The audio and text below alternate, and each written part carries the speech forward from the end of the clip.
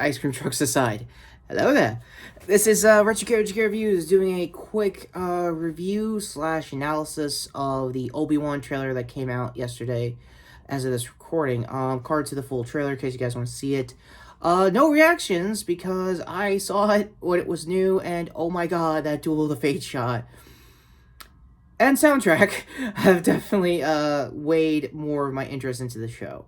Yes, this is going to be a mini-series of the last, I guess, 10 years leading up to, I want to say, the Rebels timeline for Obi-Wan. Starting off at the top, obviously, why am I doing this instead of a Toku review of Avo Sentai donbrothers, if I got the full Sentai name right, is a really good question. I'm waiting on the subs, and turns out everyone got their own versions of the subs somewhere, down to even Squall came out of retirement, TJ Omega came out of retirement.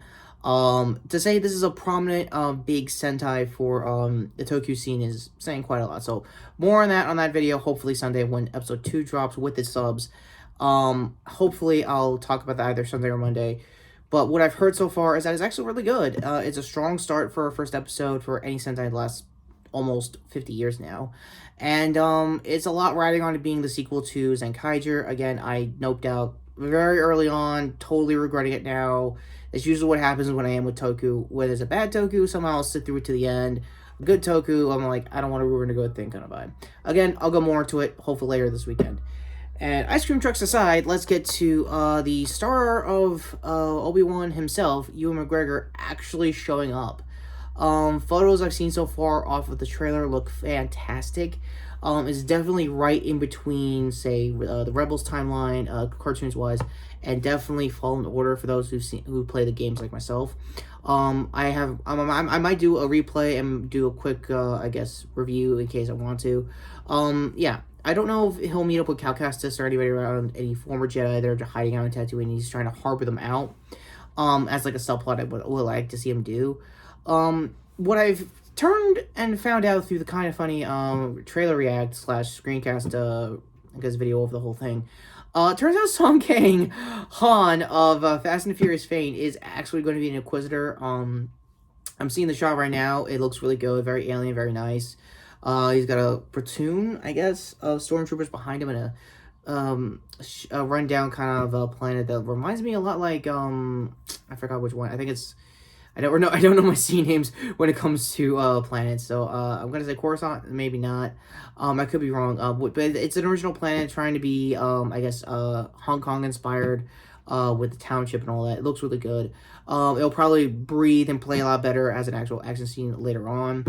The more important question when it comes to the now exile years of Obi-Wan, will he be doing what I saw and thought he was doing in the trailer, being a little uncivilized? And yes, will I be doing a uncivilized real nerf loadout of Ewan McGregor's Obi-Wan, I guess, exiled years? Probably. I don't really know. Early on in the trailer, you also saw one half of the original, the prequel trilogy's Amaru and Uncle Owen. I'm going to be honest with Owen, he has not aged a day since 2006 when Revenge of the Sith came out. Yeah, Joel Edgerton looks amazing. I don't know how he looks like that at 47, maybe 48. I could be wrong at the time of this recording of his actual age. Let me just take a quick double check. Wow, I'm ballparking right where I thought it was. He's in his late 40s and he looks amazing. That's impressive, I'm gonna be honest. Now, the other big elephant in the room, will Hayden Christensen's version of Darth Vader show up? Probably. Also, I think, I forgot what movie it was they were doing. I think when they were doing their interview for, the Batman, that I totally forgot this movie. I had to do it once in middle school. This is a me sidebar of like me in real life what I had to go through. I think it was Shattered Glass. I never thought I never thought I'd hear that movie again. It's a true story of somebody in a journalistic publication. I forgot which state. My bad in advance. Doing basically plagiarism. Also, turns out, I could be wrong if I'm reading the poster wrong. Yeah, it was. I thought it was dumb. Sorry, I also butchered his name, Paul Dano, but it was a Skarsgård, Peter Skarsgård, the least likely character actor looking one. So IMDb recommendations aside, I know I'm devolving into Greg already. Yeah, everyone in the crew loved it, myself included. What has been noticeably weird these last couple of days is that a certain fandom menace has not basically put their 2 cents of the trailer. I guess they're still on their raging hate boner for fucking Rings of Power. So there are some bad actors that are gonna talk a little shit about the show. Maybe they're taking back that this is actually good. For young Luke, he's doing some pod racing, or he's being inspired to pilot. Some people have said online. I wouldn't mind a pod racing scene. To put it into language terms, pod racing in the prequel sense is kind of like their NASCAR, weird as it sounds. But ultimately, jokes aside, I really want this show to be a lot of things. I want it to be a nice send off to Ewan's version of the character, since this will be leading into the Rebels timeline, so you're not going to be seeing like a remake version of the original trilogy. That's not really going to happen. Maybe a fan film someday if Ewan really wants to do it, but that's about it. Or some cool little short they'll do for a Star Wars Day down the road. I don't see it immensely as a full-blown movie, maybe.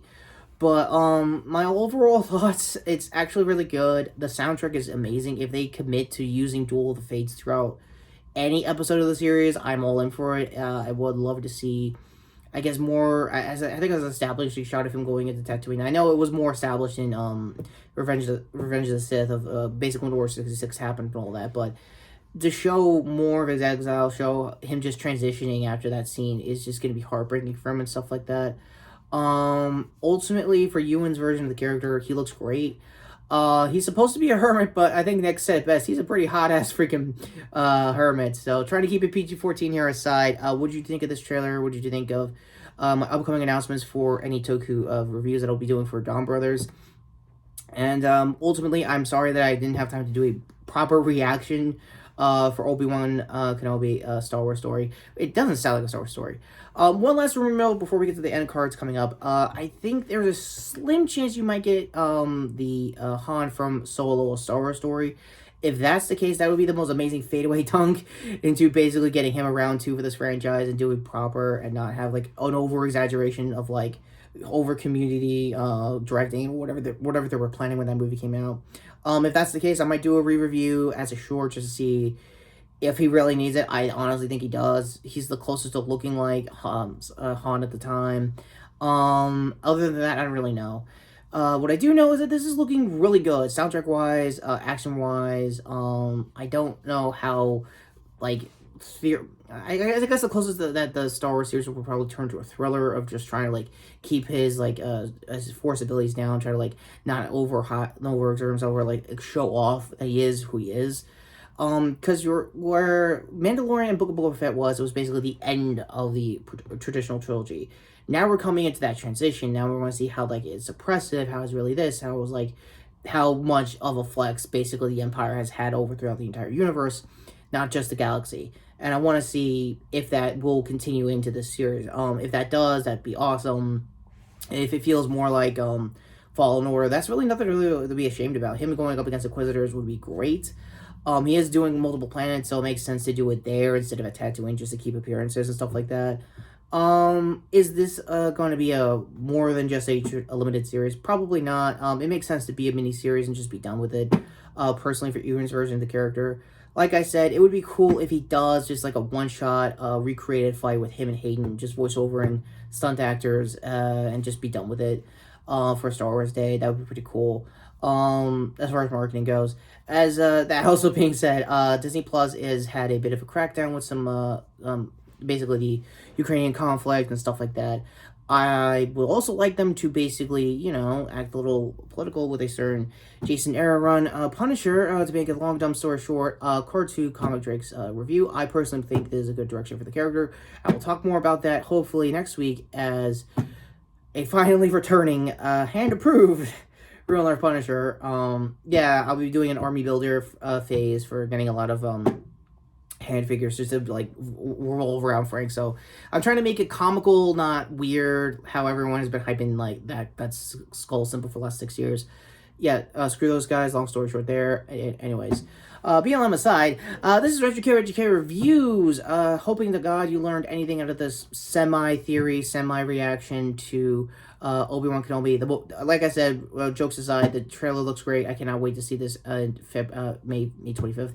Wow, fumbling on the date real quick. Sorry for that. Coming off of a really long day and other things. Personal life aside, and Chris finally coming up to my previous video here, which was talking about, nonetheless, the Batman with the whole Real Nerd family. So, other hand here, also to the shorts with Jason also doing a bit of an oopsie, trying to explain his quick thoughts on the upcoming death battle with Jinx and Harley Quinn, and sure here to say hello there in the comment section down below, and obviously sub to the channel as usual, notification bell down below to not be totally lost and stuff like that. Anyway, me trying to remember Ewan's lines as Obi-Wan aside, this is Retrokid Reviews. Hope that God you learned anything about this reaction so far. And yes, this is actually going to be good. The soundtrack is amazing. And speaking of that soundtrack, I'm going to need to hear it a couple more times, you know, for research purposes. Totally research. Not that that's a banger. Totally research.